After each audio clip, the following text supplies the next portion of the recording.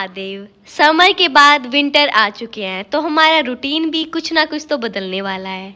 तो आज मैं आप लोगों के साथ अपने कॉलेज के बाद का रूटीन शेयर करूंगी, means evening to night routine, कि विंटर्स में मैं अपने इस टाइम को कैसे मैनेज करती हूँ और कौन कौन सी न्यू हैबिट्स को ऐड करती हूँ। तो चलो करते हैं वीडियो को स्टार्ट। बाहर से आने के बाद सीधा मैं अपने रूम में आ जाती हूँ, रूम की लाइट्स ऑन करती हूँ और सबसे पहले फोन और जो हैंकी है उसको निकालती हूँ।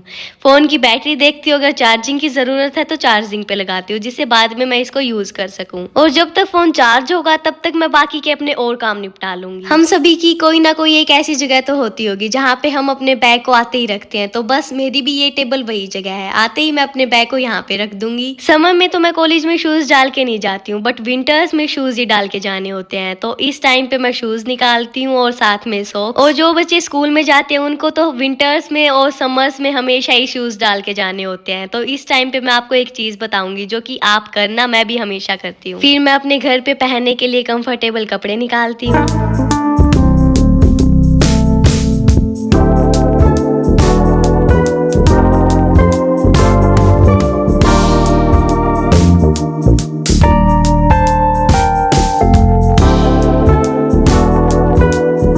अगर हम अपनी चीजों को साथ के साथ समेट के रख देते हैं ना, तो इतना हमारा रूम गंदा नहीं होता है, और अगर नहीं रखते तो हमारा रूम बहुत ज्यादा गंदा हो जाता है। इसलिए मैं अपनी चीजों को साथ के साथ समेट करके रख देती हूँ। विंटर्स में ना हमें अपने हैंकी को और अपनी सॉक्स को डेली वॉश करना चाहिए। वैसे तो हमारे पास 2 से 3 जोड़ी होंगी, बट फिर भी अगर आप कर सकते हो, आपके पास टाइम है, तो डेली वॉश जरूर करना। और सॉक्स को एक बार पहनने के बाद नेक्स्ट टाइम वॉश करके ही पहनना, अदरवाइज हमारे पैरों में बैक्टीरिया वाली प्रॉब्लम हो सकती है। वॉश करने के बाद इन सारी चीजों को धूप में सुखा देना। शूज को तो हम डेली वॉश नहीं कर सकते, बट इनको धूप दिखानी जरूरी है, तो आने के बाद अपने शूज को धूप में जरूर रख देना।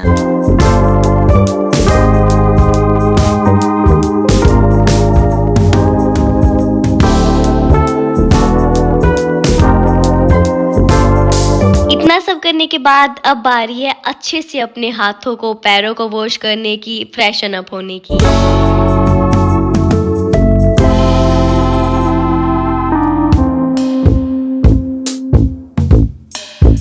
सर्दियों में ना हम अपने हाथों को बार बार गीला करना बिल्कुल भी नहीं चाहते, इसलिए हम कई बार हैंड वॉश करना स्किप कर देते हैं, बट ऐसा करना सही नहीं है। विंटर्स में भी उतने ही जर्म्स होते हैं, इसलिए अपने हाथों को टाइम टू टाइम अच्छे से डेटॉल के साथ वॉश करना।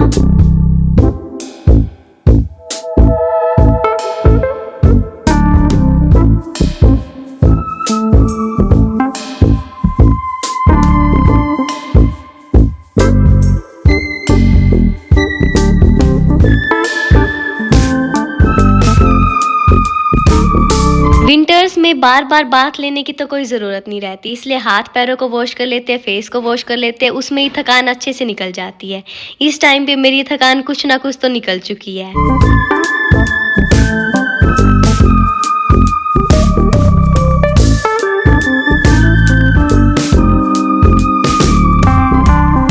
अब बाकी का सारा काम तो बन चुका है, अपने बालों वाला काम रहता है, तो मैं अच्छे से अपने बालों को भी अब कंफर्टेबल तरीके से बांध लूंगी।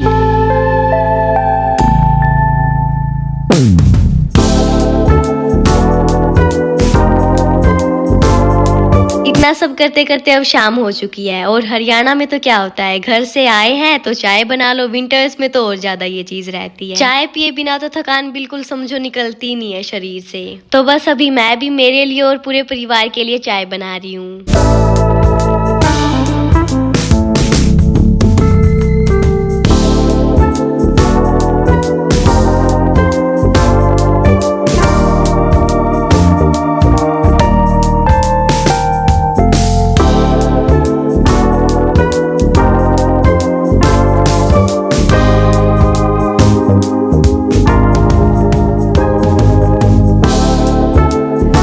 मैं आराम से बैठ के, जब तक मेरी चाय खत्म नहीं होती, मैं चाय पीती हूँ बिल्कुल आराम आराम से। 10 मिनट मेरे को लग जाती है, क्योंकि मैं इस कप में थोड़ी सी ज़्यादा चाय भी डाल लेती हूँ और आराम से फ़ोन देखते देखते पीती हूँ। इससे मेरे को बहुत ज़्यादा रिलैक्स फील होता है। और ऐसा तो है नहीं पूरा दिन अब कॉलेज में जाके आए और आके फ़ोन भी ना देखे, थोड़ी देर देखना तो बनता है, इससे माइंड भी फ्रेश हो जाता है। तो बस थोड़ी देर के लिए मैं ऐसे ही फ़ोन को यूज़ करती हूँ।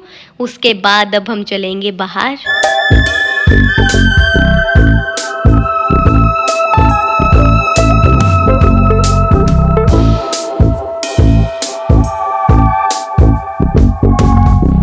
देखो तुम सभी मेरे गांव का शाम का नजारा। शाम ना बहुत ज्यादा शांत होती है और बहुत ज्यादा सुहानी होती है। आज बाकी दिनों के कंपैरिजन में थोड़ी सी सर्दी कम थी, इसलिए शाम को और ज्यादा मजा आ रहा था। मैं इस छत पे आके आराम से पक्षियों को देख रही हूँ, सूरज को देख रही हूँ और पेड़ों को देख रही हूँ, जो कि एक थेरेपी से कम नहीं है। अपने एक पूरे बिजी डे के बाद ना अगर हम आधा घंटा भी खुद के लिए नेचर के पास बैठ जाते हैं ना, तो वो बहुत ज्यादा अच्छा हमारी बॉडी और माइंड के लिए रहता है।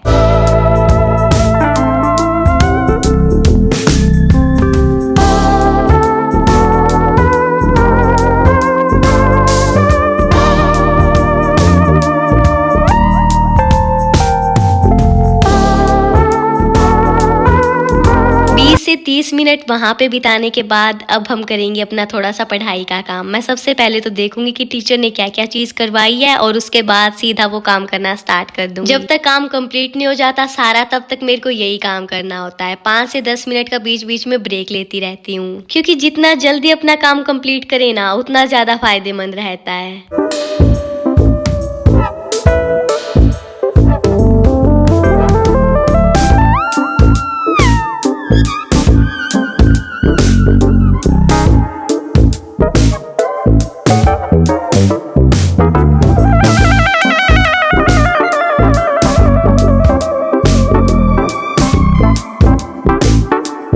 कॉलेज का काम तो मैंने सारा कंप्लीट कर लिया है। अब मैं आराम से बैठ के जो इम्पोर्टेंट काम मेरे को कल कंप्लीट करने हैं ना, वो सारे सोचूंगी और इस तरीके से नोटबुक में लिखूंगी, जिससे इन कामों को करना मैं बिल्कुल भी ना भूलूं और नेक्स्ट डे के लिए मेरे पास एक डायरेक्शन हो।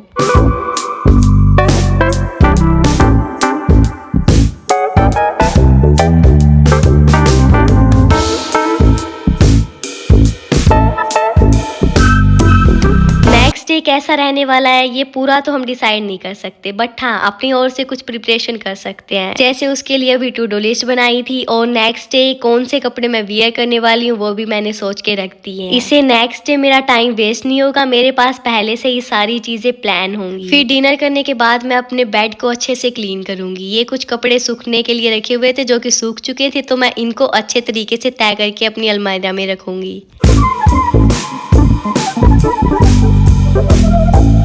और अपने बेड को अच्छे तरीके से कंफर्टेबल बना दूंगी सोने के लिए। और फिर मैं आराम से बैठ के थोड़ी सी इस तरीके से अपनी बॉडी की मसाज करती हूँ। इससे बहुत ज्यादा अच्छा फील होता है और बहुत अच्छी नींद आती है। तो अब मैं करती हूँ इस वीडियो का एंड। तो अगर आपको वीडियो अच्छी लगी हो तो like share and subscribe. Her her Mahadev.